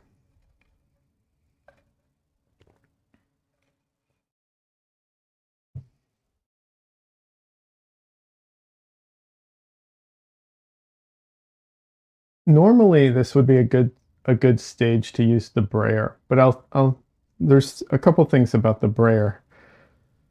One, it definitely makes the whole process take longer, and I'm kind of rushing a little bit, so there is that. Other thing is the brayer is really good about moving color around and messing it up in a like really in a really good way. Because this is black and white, it's not going to do as nearly as much. It's going to bring white or black into other areas and just turn everything kind of gray. Not saying it can't leave some marks, but I think it's better not to bring it in this time. Stomach's still bugging me. Thought I'm gonna go lay down. Thanks for the stream. Take care. All. Hey, Donnelly, no worries. Take care. I hope you feel better. Maybe have some bread or some tea or both. And yeah, feel better, man.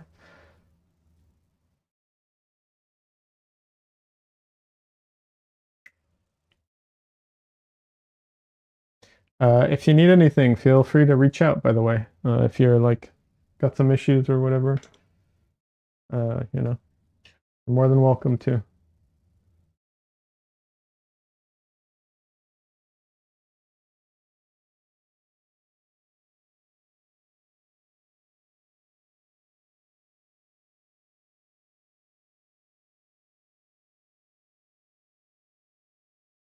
like I said, Don Lee's like I've known him online for quite a while now. Unfortunately, I've never had the pleasure of meeting Don Lee in person, but I do think you can form, you know, friendships online without meeting people.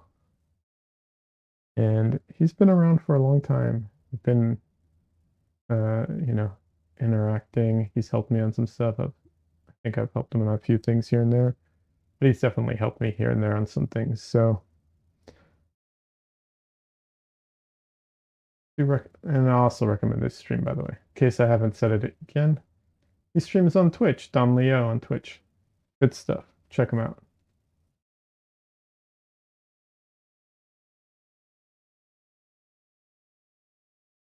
But Adam, going back to your comment, I'm trying to understand what you're saying.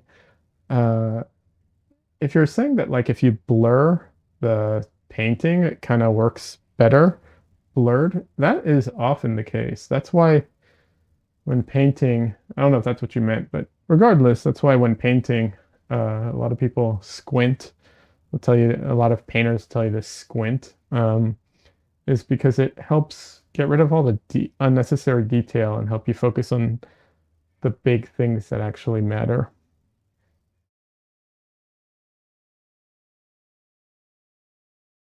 So I have used that, I have blurred my references before or my painting just to kind of help me with that. I know some people just take their glasses off because they have poor eyesight and they take advantage of it to help them, which I think is kind of funny, but cool.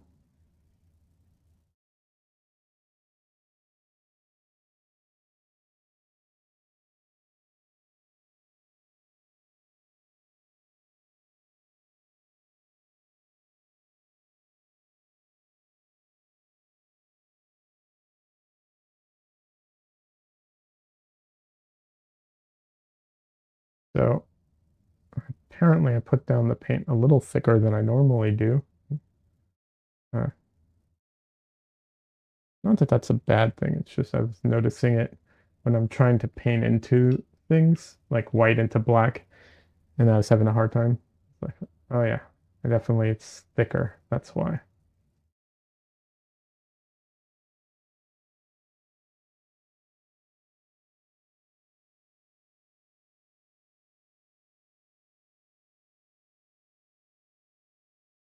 Yeah, normally my first layer is way thinner than this.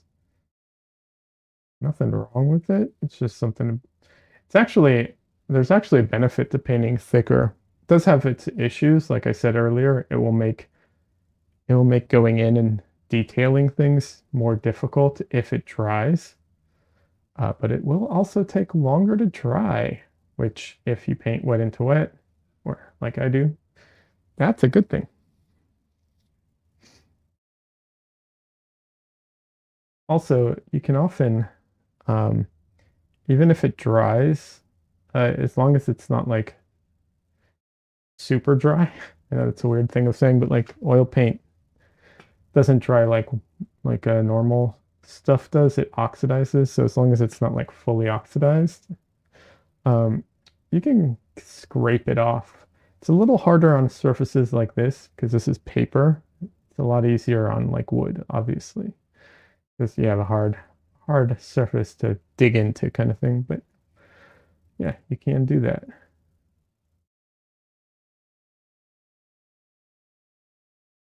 Okay, I'm having a hard time getting certain areas as white as I want them to be, because of how wet everything is. So that's one of the huge, not huge benefits, but one of the things I like about painting wet into wet. I can just go in with my scraper tool or my wiper tool or whatever it's called and just wipe off parts. And then trust me, it's super easy to put down paint once once there's no paint there.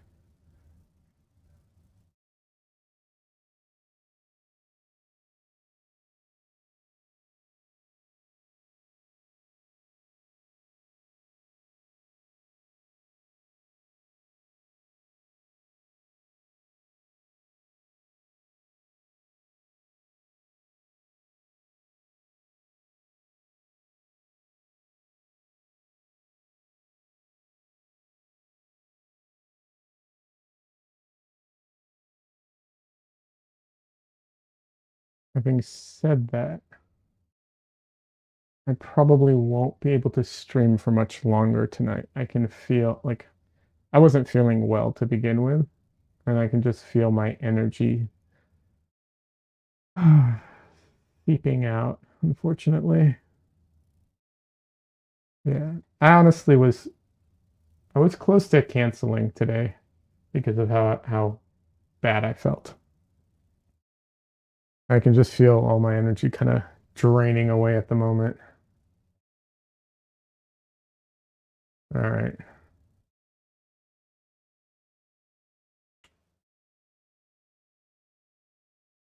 So while I go in and like finish up this part, do all this real quick, I will mention I stream on mm, Monday night, Wednesday night, and Sunday day. That is my current stream schedule until it changes.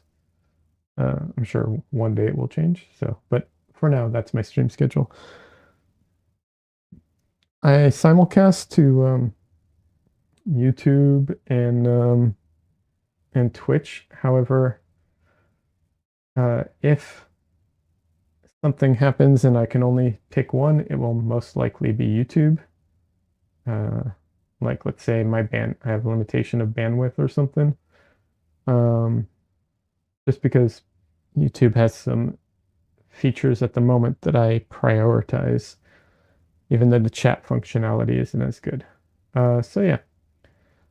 So like, subscribe, follow, all that stuff would be great if you want to stop by while I'm streaming. I have a Discord. There's a link. You can follow all my socials and all that. I don't post a lot at the moment, but it's there. All these paintings are not all, but most of my paintings are for sale. I don't have a web store set up, but you can message me through my website or on other platforms, and I can do PayPal and set everything up that way. Just thought I'd mention it. Yeah.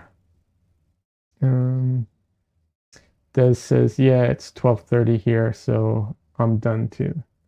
Hey, Des, no worries. Have a good night. Thank you for stopping by. Appreciate it. Um, I always appreciate the support. And good job with the painting today. But yeah, that's about it. I'm just gonna, like I said, lay in some uh, color, right? Well, color. Everything's black and white, but white. There we go. And then I'll be calling it a night.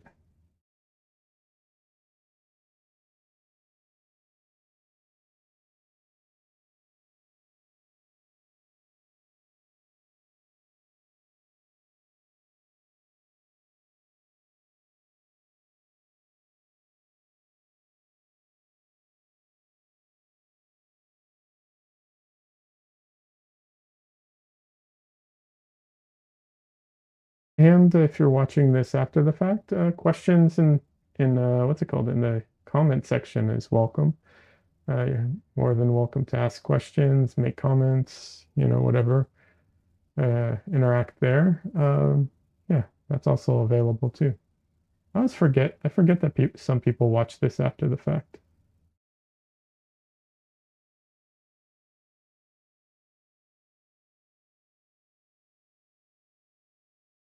It says I'll probably work on the portrait tomorrow since I have a sketch completed and I have the stuff in the right places. That's awesome. Good job. I look forward to seeing it you know, once you get to it.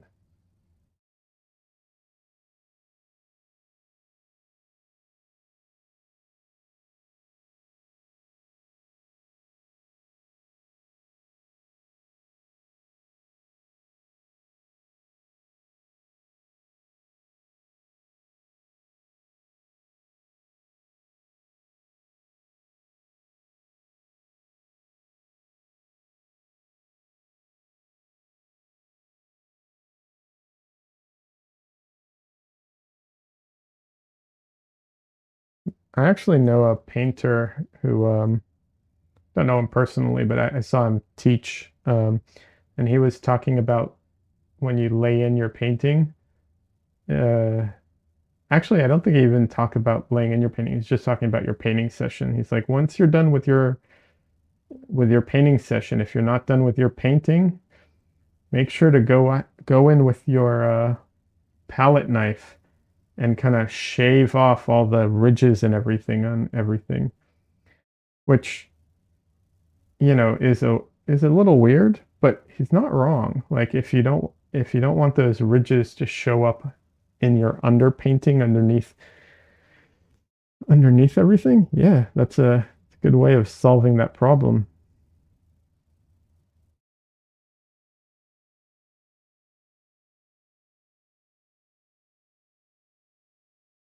Wish I remembered who it was, but yeah.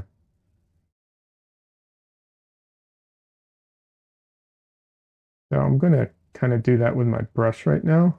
I don't want to have these like white spots where I you know, use the wipeout tool. I don't want to have those ridges here. So I'm just going to go in and try and get rid of all of them.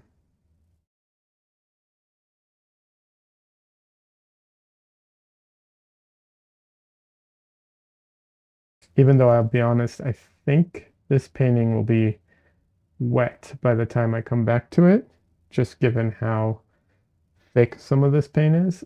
I don't want to take any chances though.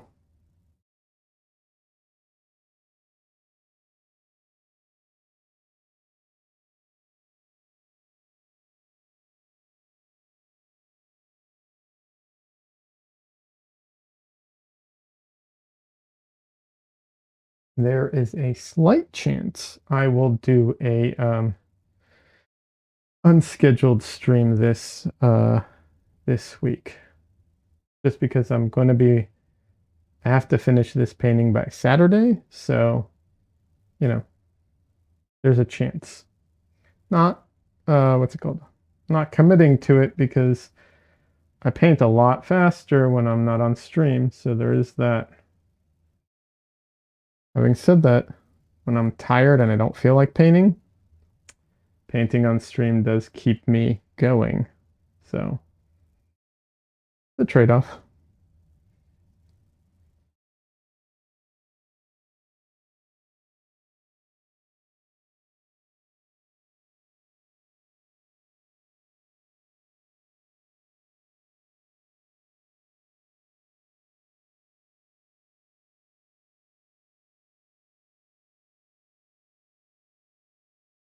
All right, that's it for tonight. I'm calling it. Uh, have a good night, everybody. I hope to see you Sunday. Um,